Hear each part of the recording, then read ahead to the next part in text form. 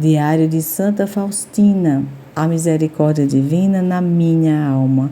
Parágrafo 91. Ó meu Jesus, só vós sabeis quantas perseguições estou sofrendo, apenas porque vos sou fiel e porque atenho firmemente às vossas exigências. Vós sois a minha força, sustentai-me, para que sempre cumpra fielmente tudo o que de mim exiges. Por mim mesma nada posso, mas se vós me amparardes, nada significam todas as dificuldades. Ó Senhor, bem vejo que desde o primeiro momento em que minha alma recebeu a capacidade de conhecer-vos, a minha vida é uma contínua luta e cada vez mais acirrada. Todas as manhãs, na meditação, preparo-me para a luta que dura o dia todo. E a Santa Comunhão é a garantia de que vencerei, e assim acontece. Tenho medo do dia no qual não tenho a Santa Comunhão. Esse pão dos fortes me dá toda a energia para levar adiante essa obra e tenho coragem de cumprir tudo que o Senhor exige. A coragem e a força que estão em mim não me pertencem, mas sim àquele que mora em mim, a Eucaristia. Meu Jesus, quão grandes são as incompreensões! Algumas vezes, se não fosse a Eucaristia, eu não teria coragem de ir adiante por esse caminho que me indicastes. Parágrafo 92. A humilhação é o meu alimento cotidiano.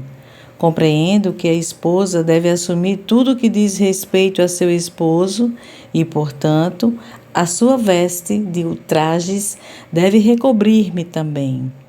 Nos momentos em que muito sofro, procuro calar-me, porquanto não confio na língua, que em tais momentos tem a tendência de falar de si mesma, e ela deve servir-me para glorificar a Deus por tantos bens e dons que me concedeu. Quando recebo a Jesus na Santa Comunhão, peço-lhe com fervor que se digne curar a minha língua, para que não ofenda com ela a Deus nem ao próximo. Desejo que a minha língua incessantemente glorifique a Deus. Grandes são os erros cometidos pela língua. A alma não atingirá a santidade se não tomar cuidado com a sua língua. Parágrafo 93. Resumo do Catecismo sobre os votos religiosos. O que é o voto? O voto é uma promessa voluntária feita a Deus de realizar a ação mais perfeita. O voto obriga em coisas ordenadas pelos mandamentos? Sim, a realização da ação em coisas ordenadas pelos mandamentos é de dúplice valor e mérito, enquanto sua negligência é uma dupla transgressão e maldade, porque, quando se transgride o voto, acrescenta-se então ao pecado contra o mandamento ainda o pecado do sacrilégio. Por que os votos religiosos têm valor tão elevado? Porque constituem o fundamento da vida religiosa aprovada pela Igreja, na qual os membros, unidos numa comunidade religiosa, comprometem-se a buscar incessantemente a perfeição através dos 3 votos religiosos, de pobreza, castidade e obediência, observados de acordo com as regras. O que significa buscar a perfeição? Buscar a perfeição significa que o estado religioso em si não existe perfeição já adquirida, mas obriga, sob pena de pecado, ao trabalho diário para consegui-la.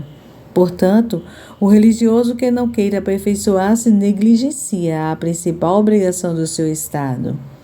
O que são os votos religiosos solenes? Os votos religiosos solenes são tão escritos que, apenas em casos extraordinários, só o Santo Padre pode dispensá-los. O que são os votos simples? São votos menos rigorosos, dos perpétuos e anuais, dispensa a Santa Fé. Qual a diferença entre o voto e a virtude? O voto abrange apenas o que é ordenado sob pena de pecado, ao passo que a virtude se eleva mais alto e facilita o cumprimento do voto.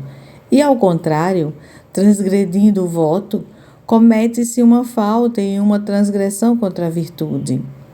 A que obrigam os votos religiosos? Os votos religiosos obrigam a buscar as virtudes e a total submissão aos superiores e às regras, em virtude do que o religioso entrega sua pessoa à ordem, renunciando a todos os direitos sobre si próprio e às suas atividades que dedica ao serviço de Deus. Do voto de pobreza. O voto de pobreza é a espontânea renúncia ao direito à propriedade ou ao seu uso com o objetivo de agradar a Deus. Que bens estão relacionados com o voto de pobreza? Todos os bens e objetos pertencentes à congregação. Não se tem direito ao que foi dado, coisas ou dinheiro, desde que tenha sido aceito. Todos os donativos ou presentes que forem doados a título de gratidão ou outro, por direito, pertencem à congregação. Quaisquer ganhos pelo trabalho ou mesmo rendas não podem ser utilizados sem violar o voto. Quando se transgride ou viola o voto segundo o 7º mandamento, transgride-se quando, sem permissão, alguém se apodera, para si ou para outros, de uma coisa pertencente à casa. Quando se retém alguma coisa sem permissão, com o objetivo de apoderar-se dela. Quando, sem autorização, se vende ou se troca alguma coisa pertencente à congregação. Quando se utiliza uma coisa para outro fim, que não é o indicado pelas superioras, ou quando se dá a alguém ou aceita-se sem licença. Quando, por negligência, destrói-se ou estraga-se alguma coisa.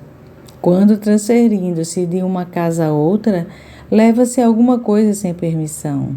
Nos casos de transgressão do voto de pobreza, o religioso é igualmente obrigado à restituição à congregação. Da virtude da pobreza. É uma virtude evangélica que obriga o coração a desprender-se dos apegos às coisas temporais. A ela, o religioso, em virtude da profissão, está estritamente obrigado. Quando se peca contra a virtude da pobreza. Quando se desejam coisas contrárias a essa virtude. Quando se tem apego a alguma coisa, quando se utilizam de coisas supérfluas. Quantos e quais são os graus da pobreza? Praticamente são 4 os graus da pobreza na profissão religiosa. Não dispor de algo independentemente dos superiores, matéria escrita de voto. Evitar o supérfluo, contentar-se com as coisas indispensáveis, constitui a virtude. De boa vontade, dá preferência às coisas piores e isso com satisfação interior, tais como a cela, o vestuário, a alimentação, etc. Alegrar-se com a indigência. Do voto de castidade. A que obriga esse voto? A renunciar ao casamento e a evitar tudo que seja proibido pelo 6º ou pelo 9º mandamento. A falta contra a virtude é violação do voto? Toda falta contra a virtude é ao mesmo tempo violação do voto, porque aqui não existe a diferença entre o voto e a virtude, como na pobreza ou na obediência. Todo mau pensamento é pecaminoso? Nem todo mau pensamento é pecaminoso, mas torna-se tal quando a consideração da mente se une à complacência da vontade e o consentimento. Além dos pecados contrários à pureza, existe alguma coisa que traz prejuízo à virtude? Traz prejuízo à virtude a dissipação dos sentidos e da imaginação e a liberdade dos sentimentos, a excessiva familiaridade e as amizades particulares. Quais são as maneiras de preservar a virtude? Subjugar as tentações interiores com o pensamento da presença de Deus e também com a luta sem temor. E quanto às tentações exteriores, evitar as ocasiões. Geralmente existem 7 maneiras principais: vigiar os sentidos, evitar as ocasiões, rejeitar a ociosidade, afastar rapidamente as tentações, evitar todas as amizades particulares, ter o espírito da mortificação e revelar todas as tentações ao confessor. Além disso, existem 5 meios de garantir a virtude: a humildade, o espírito de oração, a preservação da modéstia, a fidelidade à regra e a sincera devoção à Santíssima Virgem Maria. Do voto de obediência. O voto de obediência é superior aos dois primeiros, porque ele propriamente constitui uma oferta total, um holocausto, e é o mais necessário, porque constrói e vivifica todo o organismo da vida religiosa, a que obriga o voto de obediência. O religioso, através do voto de obediência, promete a Deus que obedecerá aos legítimos superiores em tudo que lhe ordenarem, de acordo com as regras. O voto de obediência torna o religioso dependente do superior em virtude das regras em toda a sua vida e em todas as questões. O religioso comete pecado grave contra o voto todas as vezes que não obedece a uma ordem dada em virtude da obediência ou das regras. Da virtude da obediência.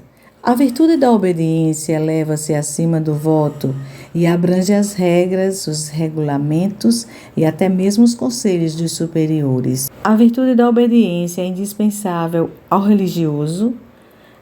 A virtude da obediência é tão necessária ao religioso que, mesmo que faça o bem, se o fizer contrariando a obediência, os seus atos tornam-se maus ou sem mérito.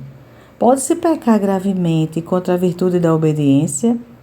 Peca-se gravemente quando se despreza a autoridade ou a ordem do superior e quando da desobediência decorrer prejuízo espiritual ou temporal para a congregação. Que faltas ameaçam o voto? Preconceitos e antipatias para com o superior, murmurações e críticas, lentidão e negligência. Graus de obediência. Execução pronta e plena. Obediência da vontade quando a vontade leva a mente a submeter-se aos juízos do superior. Santo Inácio apresenta, além disso, 3 meios que facilitam a obediência. No superior, quem quer que ele seja, vê sempre a Deus. Justificar diante de si mesmo a ordem ou a opinião do superior. Aceitar toda ordem como se fosse de Deus, sem discutir ou analisar. O meio geral é a humildade.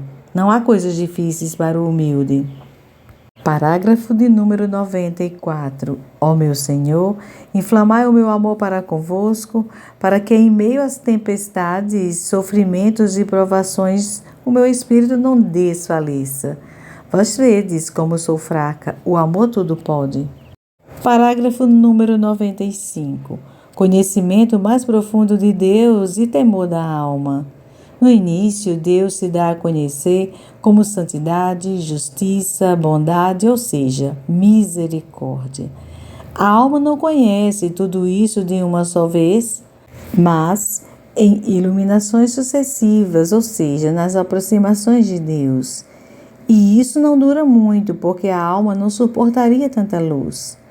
Durante a oração, a alma experimenta o brilho dessa luz que lhe impossibilita de rezar como antes.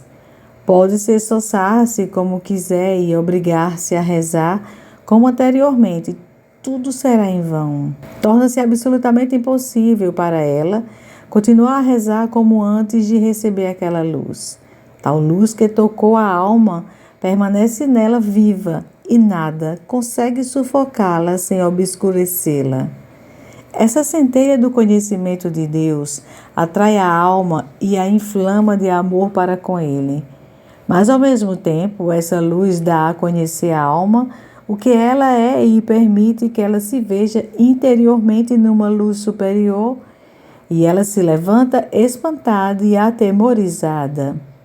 Contudo, não permanece nesse estado de temor, mas começa a purificar-se, humilhar-se e a rebaixar-se diante do Senhor, e essas iluminações tornam-se mais fortes e mais frequentes. Quanto mais a alma se cristaliza, tanto mais penetrantes são essas luzes. Se a alma respondeu fiel e corajosamente a essas primeiras graças, Deus acumula de consolações e une-se com ela de maneira perceptível. A alma entra então por momentos como que em intimidade com Deus e sente-se imensamente feliz. Acredita que já atingiu o grau de perfeição que lhe fora destinado, porque os erros e os defeitos nela estão adormecidos e por isso pensa que já não os tem. Nada lhe parece difícil, sente-se pronta para tudo. Começa a mergulhar em Deus e a experimentar as delícias divinas. É levada pela graça e nem se dá conta de que pode vir o tempo da aprovação e de ser experimentada. E realmente, esse estado não dura muito, virão outros momentos, mas devo mencionar que a alma responde mais fielmente à graça de Deus se dispõe de um confessor iluminado, a quem tudo possa confidenciar. Encerramos assim o audiobook dos parágrafos do 91 ao 96 do diário mais lindo que já li na minha vida, Diário de Santa Faustina, a misericórdia divina na minha alma.